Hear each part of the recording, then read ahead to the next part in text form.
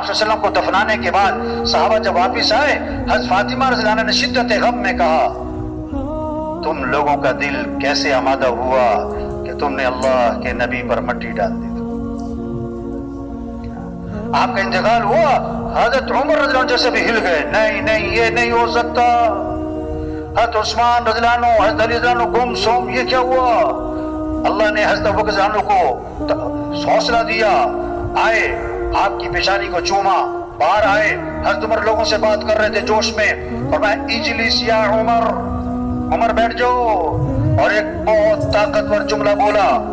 من كان يعبد محمدا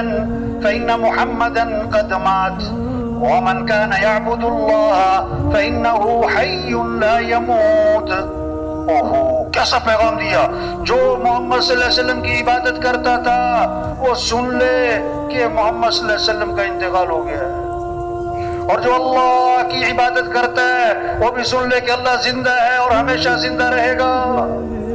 اور پھر یہ آیت پڑھی وَمَا مُحَمَّدٌ إِلَّا رَسُولٌ قَدْ خَلَتْ مِن قَبْلِهِ الرُّسُلُ أَفَإِن مَّاتَ أَوْ قُتِلَ انقلبتم عَلَىٰ أَعْقَابِكُمْ وَمَن يَنقلب عَلَىٰ عَقِبَيْهِ فَلَن يَضُرَّ اللَّهَ شَيْئًا۔ قرآن کی آیت پڑھی کہ اللہ فرماتے ہیں محمد صلی اللہ علیہ وسلم اللہ کے رسول ہی تو ہے نا، پہلے بھی تو رسول آئے چلے گئے، اگر آپ کا انتقال ہو گیا یا آپ شہید کر دیے گئے تو کیا تم دین سے الٹے پاؤں واپس پھر جاؤ گے؟ اور جو پھرے گا اپنا ہی نقصان کرے گا، اللہ کا کیا بگاڑے گا؟ صحابہ فرماتے جب یہ آیت ہم نے حضرت ابوبکر رضی اللہ عنہ کی زبان سے سنی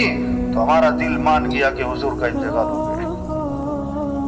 اور بھائی جانا ہے، رہنا نہیں ہے، یا رہنا نہیں جانا ہے بھائی، یہ سب کچھ چھوٹ جانا ہے۔